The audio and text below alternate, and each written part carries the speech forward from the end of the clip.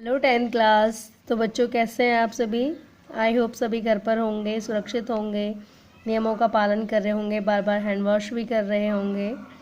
बच्चों अगर ज़रूरत ना हो तो बेवजह बाहर ना घूमें। संकट की इस घड़ी में हम सभी को अपने देश की मदद करनी है। सभी को जो है देश को सपोर्ट करना है बच्चों।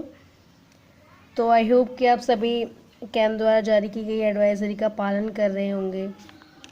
तो बच्चों घर पर रहिए, सुरक्षित रहिए। अगर आप सुरक्षित रहोगे तभी हिंदुस्तान सुरक्षित होगा। ठीक है बच्चों।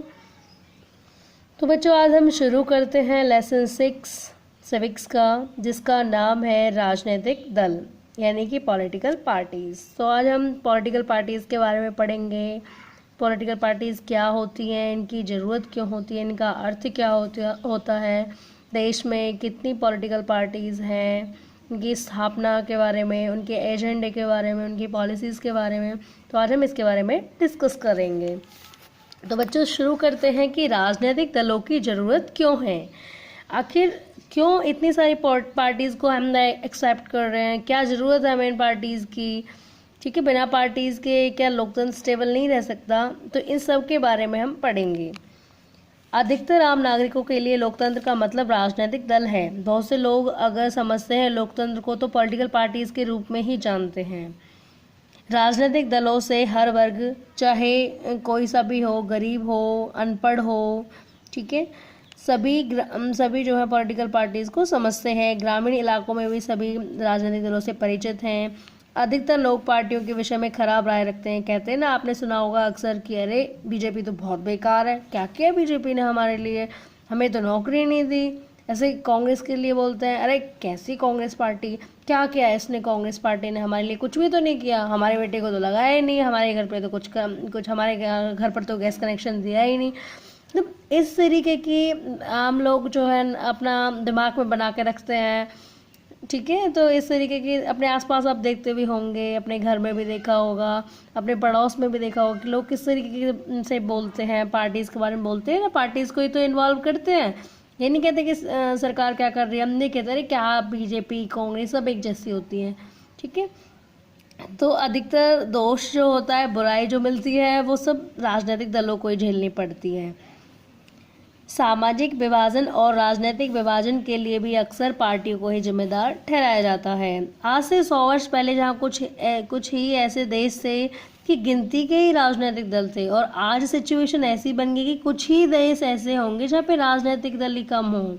ठीक है, यह है ही नहीं। तो बच्चों समझेंगे कि राजनीतिक दल का अर्थ क्या होता है।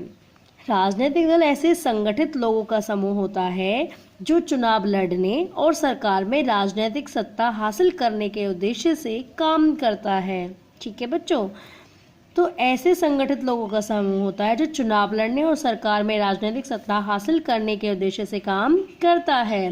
समाज के सामूहिक हित को ध्यान में रखकर यह समूह कुछ नीतियाँ, कुछ कार्यक्रम तय करता है। किसी दल की पहचान उसकी नीतियों और उसके सामाजिक आधार से तय होती है। ठीक है, जैसे राजनीतिक दल के हिस्से, एक सर्कल बनाया है मैंने, राजनीतिक दल के हिस्से। तो बच्चों ये 3 पार्ट से राजनीतिक दल का हिस्सा कवर होता है। पहला नेता, अनुयायी यानी कि सपोर्टर्स जो होते हैं, समर्थक, और तीसरा है सक्रिय सदस्य। नेता, अनुयायी और सक्रिय सदस्य, ये 3 ऐसे मेन पार्ट है राजनीतिक दलों के जो बहुत महत्वपूर्ण भूमिका निभाते हैं। तो बच्चों हम डिस्कस करेंगे कि पॉलिटिकल पार्टीज जो होती हैं, ये दल होते हैं, इनका काम क्या होता है। ठीक है, राजनीतिक दल राजनीतिक पदों को भरते हैं और राजनीतिक सत्ता का इस्तेमाल करते हैं। तो शुरू करते हैं फर्स्ट पॉइंट से। क्या काम करते हैं दल जो है, चुनाव लड़ते हैं। तो एक पॉइंट भी बना सकते हैं चुनाव लड़ना। अक्सर बच्चों ये 6 नंबर में पूछ लिया जाता है, तो इसलिए ध्यान से पढ़ें इसको कि राजनीतिक दल के क्या कार्य हैं। ये अक्सर क्वेश्चन पूछा जाता है और 6 मार्क्स में आता है। ठीक है, दल चुनाव लड़ते हैं। अधिकांश लोकतांत्रिक देशों में चुनाव राजनीतिक दलों द्वारा खड़े किए गए उम्मीदवारों के बीच लड़ा जाता है। दल चुनाव लड़ते हैं। अधिकांश लोकतांत्रिक देशों में चुनाव राजनीतिक दलों द्वारा खड़े किए गए उम्मीदवारों के बीच लड़ा जाता है। इनकी हर पार्टी अपने अपने कैंडिडेट को खड़ा करती है और उसके बाद लोग उन्हें वोट करते हैं। अमेरिका जैसे देशों में उम्मीदवार का चुनाव दल के सदस्य और समर्थक करते हैं, जबकि अमेरिका में ये है कि जो पार्टी के जो मेंबर होते हैं और सपोर्टर होते हैं वो इलेक्ट करते हैं उम्मीदवार को। भारत जैसे देश में दलों के नेता ही उम्मीदवार चुनते हैं। ठीक है, तो सेकंड पॉइंट, फर्स्ट हो गया चुनाव लड़ते हैं, सेकंड दल अलग अलग नीतियों और कार्यक्रमों को मतदाताओं के सामने रखते हैं और मतदाता अपनी पसंद की नीतियां और कार्यक्रम चुनते हैं। ठीक है, जिसकी पॉलिसीज अच्छी लगती है मतदाताओं को वो उसे ही वोट करते हैं। हर पार्टी का अपना अपना एजेंडा होता है, अपना अपना मैनिफेस्टो होता है, घोषणा पत्र जिसे बोलते हैं कि हमारा कांग्रेस बोलती है कि हम गरीबी हटाएंगे, रोजगार दिलाएंगे। ठीक है, और ऐसे ही बीजेपी का अपना एजेंडा है। तो हर पार्टी का अपना अपना एजेंडा होता है जो वो सरकार जो लोगों के सामने रखा जाता है। पार्टियां देश के कानून निर्माण में मुख्य भूमिका निभाती है। तो राजनीतिक दलों का काम होता है कानून निर्माण। पार्टियां देश के कानून निर्माण में मुख्य भूमिका निभाती हैं। कानून पर औपचारिक बहस होती है और उन्हें विधायिका में पास करवाना पड़ता है। विधायिका वो अंग होता है सरकार का जो कानून बनाता है। ठीक है, लेकिन विधायिका के अधिकतर सदस्य किसी न किसी दल के सदस्य होते हैं और वे अपने दल के नेता के निर्देश पर फैसला करते हैं। तो जब तक उनके पार्टी की जो कमान होते हैं, कमांडर नहीं कहेंगे कुछ भी, जैसा वो आदेश देंगे पार्टी के नेता भी वैसा ही करते हैं। ठीक है, तो नेता से बंधी हुई होती है पार्टी के गुट जो होते हैं, दलों जो होते हैं। फोर्थ पॉइंट है दल ही सरकार बनाते हैं। ठीक है, या तो जो रूलिंग पार्टी होती है, मतलब जिसके पास बहुमत आ जाएगा वही पार्टी क्या सरकार बनाती है, और जो हार जाती है वो किसकी भूमिका निभाती है, विपक्ष की भूमिका निभाती है। दल ही सरकार बनाते हैं और चलाते हैं। पार्टी नेता चुनकर और उनको प्रशिक्षित करके फिर पार्टी के सिद्धांतों और कार्यक्रम के अनुसार फैसले करने के लिए उन्हें मंत्री बनाती है ताकि वे पार्टी की इच्छानुसार सरकार चला सकें। फिफ्थ पॉइंट है चुनाव हारने वाले दल विरोधी पक्ष की भूमिका निभाते हैं। तो एक विरोध पक्ष की भी तो भूमिका निभाता है ताकि सरकार को टाइम टू टाइम क्रिटिसाइज कर सके, ताकि सरकार निरंकुश ना हो जाए, अपना मनमानी ना करने लगे। सरकार की जो खामियां रह जाती हैं उनको विपक्ष ही दिखाता है। एक तरीके से विपक्ष को एक तरीके से आईना भी कह सकते हैं। ठीक है, एक वर्ड भी आता है स्वॉर्ड ऑफ डेमोक्रेसी, यानी कि एक गले पर लटकती हुई तलवार जिसे बोलते हैं, एक उसी की तरह होता है, गले पर लटकी तलवार की तरह ही होता है विपक्षी दल, क्योंकि हर टाइम वो एक सीसीटीवी कैमरा की तरह सरकार की गतिविधियों पर नजर रखता है कि सरकार क्या क्या कर रही है। हल्की छोटी सी गलती क्या हुई वो तुरंत सरकार की आलोचनाएं करना शुरू कर देती हैं। तो कहीं ना कहीं लोकतंत्र को सुदृढ़ बनाने में बच्चों विपक्ष की बहुत अहम भूमिका होती है। जितना मजबूत विपक्ष होगा उतनी ही मजबूत सरकार भी बनेगी। ठीक है, चुनाव हारने वाले दल विरोधी पक्ष की भूमिका निभाते हैं। सरकार की गलत नीतियों और असफलताओं की आलोचना करने के साथ वे अपनी अलग राय भी रखते हैं। विपक्षी दल सरकार के खिलाफ आम जनता को भी गोलबंद करते हैं।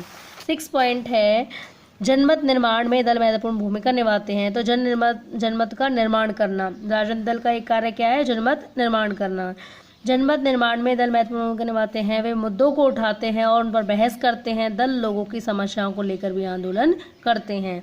7 पॉइंट है दल ही सरकारी मशीनरी और सरकार द्वारा चलाए जाने वाले कल्याण कार्यक्रमों तक लोगों की पहुंच बनाते हैं। यहाँ सरकारी मशीनरी का मतलब ये नहीं है कि कोई मशीन या जनरेटर वगैरह से मतलब है। यहाँ सरकारी मशीनरी का मतलब है कि एक आपने बच्चों देखा होगा एक सोपान, एक क्रम है भाई, इसके बाद इस ऑफिसर के पास जाना है, इसके बाद फिर इस ऑफिसर के पास जाना है, तो एक चेन सी बनी रहती है। ठीक है, तो कई बार उन ऑफिसर्स के पास जाने से ज़्यादा आसान किसी राजनीतिक कार्यकर्ता के पास होता है। ठीक है, तो दल ही सरकारी मशीनरी और सरकार द्वारा चलाए जाने वाले कल्याण कार्यक्रमों तक लोगों की पहुंच बनाते हैं। एक साधारण नागरिक के लिए किसी सरकारी अफसर की तुलना में किसी राजनीतिक कार्यकर्ता से जान पहचान बनाना या संपर्क साधना आसान होता है। तो बच्चों ये देखिए एक स्ट्रक्चर सा बना दिया, ये हम पे सारे पॉइंट्स आ गए राजनीतिक दल के कार्यों के। राजनीतिक दल के कार्य बच्चों एक क्वेश्चन आता है जरूर, मोस्ट इंपोर्टेंट क्वेश्चन आता है। राजनीतिक दल के कार्य, विरोध पक्ष की भूमिका निभाना, सरकारी मशीन तक पहुंच में सहायक होता है, चुनाव लड़ना, नई नीतियां और कार्यक्रम बनाना, सरकार का निर्माण करना, जनमत निर्माण, कानून निर्माण। तो ये पॉइंट है। ठीक है, अगर आप इस तरीके से ये पॉइंट बना लीजिए उसके बाद एक्सप्लेन कर दीजिए तो आसानी रहती है, आपके माइंड में पॉइंट पॉइंट फिर जल्दी आ जाते हैं। अब देखते हैं कितने राजनीतिक दल हैं। लोकतंत्र में नागरिकों का कोई भी समूह राजनीतिक दल बना सकता है। लोकतंत्र में नागरिकों का कोई भी समूह राजनीतिक दल बना सकता है। सभी देशों में बहुत से राजनीतिक दल हैं। भारत में ही चुनाव आयोग में नाम पंजीकृत कराने वाले दलों की संख्या 750 से ज़्यादा है। तो अब भारत के अंदर ही देख लीजिए 750 से ज़्यादा राजनीतिक दलों की संख्या है। नेक्स्ट है हमारा एक दलीय शासन व्यवस्था। अब एक दलीय शासन व्यवस्था के बारे में पढ़ेंगे कि एक दलीय शासन व्यवस्था क्या होती है। कई देशों में सिर्फ एक ही दल को सरकार बनाने और चलाने की अनुमति होती है। कई देशों में एक ही दल को सरकार बनाने और चलाने की अनुमति होती है। इस कारणों से एक दलीय व्यवस्था कहा जाता है। तो बच्चों, जिन देशों में एक ही पार्टी होती है रूल करने वाली, तो वहाँ पर कौन सी शासन व्यवस्था होती है? एक दलीय शासन व्यवस्था। एग्जाम्पल है चीन में कम्युनिस्ट पार्टी। तो चीन में सिर्फ कम्युनिस्ट पार्टी को शासन करने की अनुमति है। अतः हम एक दलीय व्यवस्था को अच्छा विकल्प नहीं मान सकते, क्योंकि ये लोकतांत्रिक विकल्प नहीं है। तो बच्चों, एक ही पार्टी है, ठीक है, अगर वो सही से काम नहीं कर रही है तो आपके पास कोई ऑप्शन ही नहीं है उसको स्थान पर दूसरी बदलने का या दूसरी पार्टी को वोट देने का। अगर आपके पास ऑप्शन होता है, यानी कि जिन देशों में एक दलीय व्यवस्था होती है उनके पास कोई ऑप्शन नहीं होता है, कोई लाइफ लाइन नहीं होती है कि अगर एक पार्टी निरंकुश है या उनकी ज़रूरत का ख्याल नहीं रख रही है तो वो दूसरी पार्टी को वोट दे सके। तो इस तरीके की जो पार्टियां होती है, इस तरीके की जो एक दलीय जो शासन व्यवस्था होती है, कहीं ना कहीं निरंकुशता की प्रतीक होती है बच्चों, ठीक है, क्योंकि जवाबदेही नहीं होती है, उसे कोई खतरा ही नहीं होता है, उसे चेंजमेंट का कोई खतरा नहीं होता है। अगर लोग वोट ना भी देना चाहे तो भी वही जीतेगी, क्योंकि पार्टी क्या है? एक ही पार्टी है, ठीक है। नेक्स्ट है द्विदलीय व्यवस्था। द्विदलीय व्यवस्था कौन सी होती है? कुछ देशों में सत्ता आमतौर पर दो दलों के बीच ही बदलती रहती है। इस व्यवस्था में दो ही दल बहुमत पाने और सरकार बनाने के प्रबल दावेदार होते हैं। अमेरिका और ब्रिटेन में ऐसी ही दो दलीय व्यवस्था है। तो बच्चों, जहाँ पर दो रूलिंग पार्टीज होती हैं, दो ही पार्टी होती है, दो ही राजनीतिक दल होते हैं, उस व्यवस्था को द्विदलीय शासन व्यवस्था कहा जाता है। और एग्जाम्पल अमेरिका और ब्रिटेन का दे दिया है कि अमेरिका और ब्रिटेन में दो दलीय व्यवस्था है। तीसरी व्यवस्था होती है बहुदलीय। बहु का मतलब होता है बहुत ज़्यादा, जिसमें बहुत ज़्यादा दल होते हैं, वो होती है बहुदलीय व्यवस्था। जब अनेक दल सत्ता के लिए होड़ में हों और दो दलों से ज़्यादा के लिए अपने दम पर या दूसरों से गठबंधन करके सत्ता में आने का ठीक ठाक अवसर हो, तो इसे कौन सी व्यवस्था कहते हैं? बहुदलीय व्यवस्था। अगर शॉर्टली बोलूँ तो कहने का मतलब है कि बहुदलीय व्यवस्था वो होती है जहाँ पे एक से अनेक दल होते हैं, एक से ज़्यादा दल होते हैं, वो होते हैं बहुदलीय व्यवस्था। और भारत में बहुदलीय व्यवस्था है, तो एक बहुदलीय व्यवस्था सिर्फ भारत में ही मौजूद है। इस व्यवस्था में कई दल गठबंधन बनाकर भी सरकार बना सकते हैं। बहुत सारी पार्टीज होंगी, तो अगर एक पार्टी समर्थन नहीं दे रही तो दूसरी पार्टी से समर्थन मांग लेंगे, ठीक है। तो अब ये गठबंधन क्या होता है? गठबंधन, जिसे कॉएलिशन भी बोलते हैं, इंग्लिश में कॉएलिशन भी बोलते हैं गठबंधन को। गठबंधन जब किसी बहुदलीय व्यवस्था में अनेकों पार्टियां चुनाव लड़ने और सत्ता में आने के लिए आपस में हाथ मिला लेती हैं, तो इसे गठबंधन या मोर्चा कहा जाता है, ठीक है। भाई मान लो किसी भी पार्टी को पूरा बहुमत नहीं मिल पाया है, बस उसे मान लो 10 सीटों की कमी रह गई है बहुमत ग्रहण करने में, ठीक है, तो क्या करेगी? और कोई पार्टी से क्या कर लेगी? सपोर्ट मांगे कि आप मुझे 10 सीटें दे दो, आपके किसी भी मेंबर को मैं मंत्री बना दूंगा, आप जो मांगोगे वो दे दूंगा। तो इस तरीके से लालच होता है, हर किसी पार्टी को लालच होता है अपनी सत्ता में आने का, रूल करने का, ठीक है। तो गठबंधन के जरिए वो ये सब करते हैं।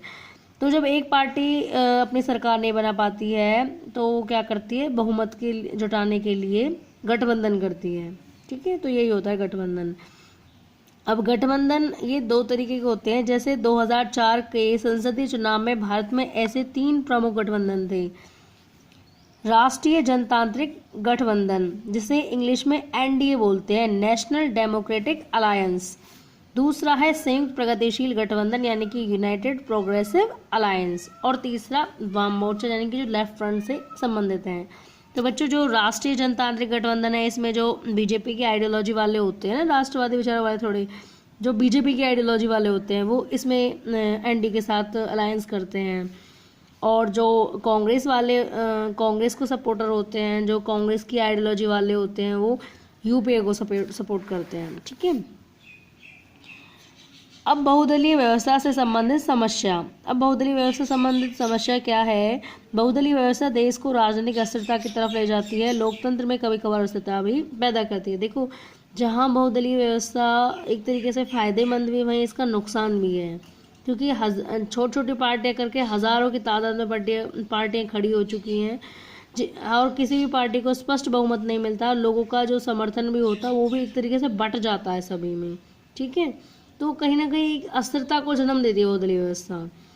हर देश अपनी विशेष परिस्थितियों के अनुरूप दलीय व्यवस्था विकसित करता है। जैसे भारत में बहुदलीय व्यवस्था है, तो उसका कारण यह है कि 2-3 पार्टियां इतने बड़े मुल्क की सारी सामाजिक और भौगोलिक विविधताओं को समेट पाने में अक्षम है, यानी कि सक्षम नहीं है। तो बच्चों, हमारे देश की नीड है बहुदलीय व्यवस्था, क्योंकि आपको अच्छे से मालूम है कि हमारे देश में कितनी ज़्यादा डाइवर्सिटी है, कितनी ज़्यादा विविधता है। कल्चर को ले लीजिए, भाषा को ले लीजिए, रिलीजन को ले लीजिए, कास्ट को ले लीजिए। ठीक है, अगर 1-2 पार्टियां रहेंगी तो सारे जन समुदाय को सेटिस्फाइड नहीं कर पाएंगी, उनके हिसाब से काम नहीं कर पाएंगे। तो इसलिए ज़रूरी है कि हर कम्युनिटी को अपनी पार्टी बनाने का राइट हो। ठीक है, तो इसीलिए बहुदलीय व्यवस्था हमारी सामाजिक और भौगोलिक विविधताओं की नीड है। अब हम पढ़ेंगे राष्ट्रीय राजनीतिक दलों के बारे में। देश की हर पार्टी को चुनाव आयोग में अपना पंजीकरण कराना पड़ता है। ठीक है, हर किसी को अपना पंजीकरण कराना पड़ता है, हर पार्टी को, ताकि उसका रिकॉर्ड चुनाव आयोग के पास रह सके। चुनाव आयोग का अगर हेड पूछा जाए, अध्यक्ष पूछा जाए, तो सुनील अरोड़ा हैं। ठीक है, चुनाव आयोग के एक मेन मेंबर होते हैं, एक मेन मेंबर होता है, 2 अन्य मेंबर होते हैं। तो पहला जो मेन मेंबर है, जो हेड है चुनाव आयोग के, वो है सुनील अरोड़ा। ठीक है, सुशील चंद्रा और अशोक लहासा इसके 2 अन्य मेंबर हैं। ठीक है, मान्यता प्राप्त दल। आयोग सभी दलों को समान मानता है। आयोग यानी कि चुनाव आयोग सभी दलों को समान मानता है, परंतु ये बड़े और स्थापित दलों को कुछ विशेष सुविधाएं देता है। इन्हें अलग अलग चुनाव चिन्ह दिया जाता है, जिसका प्रयोग पार्टी का अधिकृत उम्मीदवार ही कर सकता है। इस विशेषाधिकार और कुछ अन्य लाभ प्राप्त करने वाली पार्टियों को मान्यता प्राप्त दल कहते हैं, जिसके पास अपना चुनाव चिन्ह होता है। ठीक है, इन्हें कुछ सुविधाएं मिलती हैं, इनको चुनाव चिन्ह दिया जाता है, जिसका इस चुनाव चिन्ह का इस्तेमाल जो पार्टी का वास्तविक उम्मीदवार होता है उसी को वही कर सकता है। ठीक है, इस तरीके से ये मान्यता प्राप्त दल होते हैं। चुनाव आयोग ने स्पष्ट नियम बनाए हैं कि कोई भी दल कितने प्रतिशत वोट और सीट जीतकर मान्यता प्राप्त दल बन सकता है। ठीक है, तो कुछ कंडीशन रखी हैं, अगर मान्यता प्राप्त दल बनना है तो ये कंडीशन को फॉलो करना पड़ेगा, इतनी सीटें ग्रहण करनी पड़ेंगी। राज्य का राजनीतिक दल की मान्यता। अब राज्य का राजनीतिक दल बनना है तो ठीक है, प्रांतीय स्तर का वो बनना है, दल बनना है, तो जब कोई पार्टी राज्य विधानसभा के चुनाव में पड़े कुल मतों का 6% या उससे अधिक हासिल करती है और कम से कम 2 सीटों पर जीत दर्ज करती है, तो उसे अपने राज्य के राजनीतिक दल के रूप में मान्यता मिल जाती है। ठीक है, एक तो 6% वोट होने चाहिए, जो इलेक्शन होगा राज्य की विधानसभा का, उसका 6% वोट होना चाहिए, या फिर उससे अधिक भी हो सकता है। ठीक है, और साथ ही कम से कम 2 सीटें उसके पास मौजूद होनी चाहिए, 2 सीटों पर जीत हासिल करनी चाहिए, तभी वो राज्य के राजनीतिक दल के रूप में मान्यता ग्रहण कर सकता है। अब राष्ट्रीय दल के बारे में। अगर कोई दल लोकसभा चुनाव में पड़े कुल वोट का अथवा 4 राज्यों के विधानसभाई चुनाव में पड़े कुल वोटों का 6% हासिल करता है और लोकसभा के चुनाव में कम से कम 4 सीटों पर जीत दर्ज करता है, तो उसे राष्ट्रीय दल की मान्यता मिलती है। दोबारा से एक बार राष्ट्रीय दल के बारे में। अगर कोई दल लोकसभा चुनाव में पड़े कुल वोट का अथवा 4 राज्यों के विधानसभाई चुनाव में पड़े कुल वोटों का 6% हासिल करता है और लोकसभा के चुनाव में कम से कम 4 सीटों पर जीत दर्ज करता है, तो उसे राष्ट्रीय दल की मान्यता मिल जाती है, नेशनल पार्टी बन जाती है। इस वर्गीकरण के हिसाब से 2006 में देश में 6 दल राष्ट्रीय स्तर पर मान्यता प्राप्त थे। तो सन 2006 में 6 ऐसे राष्ट्रीय दल थे जिन्होंने मान्यता प्राप्त की थी। ठीक है बच्चों, तो बच्चों ये जो 6 राष्ट्रीय स्तर के राजनीतिक दल हैं, इनके एक बार नाम डिस्कस करते हैं, कौन कौन से हैं। मान्यता प्राप्त 6 राष्ट्रीय स्तर के दल, स्ट्रक्चर सा बनाया है मैंने। ठीक है, सबसे पहले सबसे पुरानी पार्टी आएगी INC यानी कि इंडियन नेशनल कांग्रेस यानी कि भारतीय राष्ट्रीय कांग्रेस, जिसका चुनाव चिन्ह हाथ है। ठीक है, 1885 में बनी थी ये पार्टी, सबसे पुरानी पार्टी है। ठीक है, आपको पता है इसकी बम्बई में बनी थी, बम्बई में इसकी स्थापना हुई थी और लॉर्ड डफरिन का शासनकाल था उस समय। उस समय लॉर्ड डफरिन जो थे वो वायसराय थे इसके। ठीक है, और भारतीय राष्ट्रीय कांग्रेस की स्थापना A.O. ह्यूम, जिसका full form Allan Octavian Hume है, इन्होंने की थी। ठीक है, और कांग्रेस का जो पहला अधिवेशन था वो मुंबई में हुआ था, जिसकी अधिवेशन की अध्यक्षता की थी व्योमेश चंद्र बैनर्जी ने। कुछ बातें हैं जो आपको बताई हैं। ठीक है, तो भारतीय राष्ट्रीय कांग्रेस की स्थापना हुई थी 1885 में, सबसे पुरानी पार्टी है, और INC यानी कि नेशनल कांग्रेस भी बोलते हैं इसे। एक नेक्स्ट पार्टी है भारतीय जनता पार्टी, जिसे BJP बोलते हैं। ठीक है, 1980 में गठित हुई थी ये, 1980 में गठित हुई थी भारतीय जनता पार्टी। उसके बाद राष्ट्रवादी कांग्रेस पार्टी, जिसे NCP बोलते हैं, नेशनल कांग्रेस पार्टी भी बोलते हैं, 1999 में गठित हुई थी। ठीक है, इसी के साथ एक भारतीय कम्युनिस्ट पार्टी मार्क्सवादी है, CPIM बोलते हैं इसे, कम्युनिस्ट पार्टी ऑफ इंडिया मार्क्सवादी, ये 1964 में गठित हुई थी। ठीक है, और नेक्स्ट पार्टी है बहुजन समाज पार्टी, ये जिसे BSP भी बोलते हैं, 1984 में गठित हुई थी। भारतीय कम्युनिस्ट पार्टी, जिसे CPI बोलते हैं, ये 1925 में गठित हुई थी। तो बच्चों, ये भारतीय कम्युनिस्ट पार्टी जो है 1925 में गठित हुई थी। इसी में जब फूट पड़ जाती है तभी दूसरी पार्टी उभर कर आती है, वो होती है भारतीय कम्युनिस्ट पार्टी मार्क्सवादी। ठीक है, तो 1925 में जब भारतीय कम्युनिस्ट पार्टी में फूट पड़ जाती है तब एक और नई पार्टी बनती है, जिसका नाम होता है भारतीय कम्युनिस्ट पार्टी मार्क्सवादी। 1964 में पड़ती है ये फूट, 1964 में इसकी अलग से स्थापना हो जाती है। ठीक है, तो सबसे पहली जो पार्टी होती है वो होती है भारतीय राष्ट्रीय कांग्रेस, जिसकी स्थापना 1885 में होती है। उसके बाद 1925 में बनती है भारतीय कम्युनिस्ट पार्टी। ठीक है, और भारतीय कम्युनिस्ट पार्टी 1925 में बनती है। इसी के साथ 1964 जब इसमें फूट पड़ जाती है तो 1964 में एक और पार्टी गठित हो जाती है, जिसका नाम होता है भारतीय कम्युनिस्ट पार्टी मार्क्सवादी। इसी के साथ 1980 में बनती है भारतीय जनता पार्टी। ये सीरियल वाइज हो गया एक तरीके से, डेट वाइज। ठीक है, भारतीय जनता पार्टी 1980 में बनती है, और 1980 के बाद 1984 में फिर एक और पार्टी बनती है, वो होती है बहुजन समाज पार्टी। और लास्ट पार्टी जो एक और बनती है नेशनल लेवल पर, वो होती है Rashtravadi Congress Party, National Congress Party, जो कि 1999 में गठित होती है, जिसकी शरद पवार ने जो इसके अध्यक्ष हैं शरद पवार हैं, तो 1999 में गठित। तो ये बच्चों, ये स्ट्रक्चर बनाया है एक तरीके से ताकि आपको लर्निंग करने में आसानी हो। ठीक है, इनकी डेट में कन्फ्यूज ना हो। तो बच्चों, आधा पार्ट हमारा इस वीडियो में कवर हो चुका है, आधा पार्ट नेक्स्ट वीडियो में कवर करेंगे। So please do subscribe, like and share please, and thank you so much for watching this video, student. Okay students.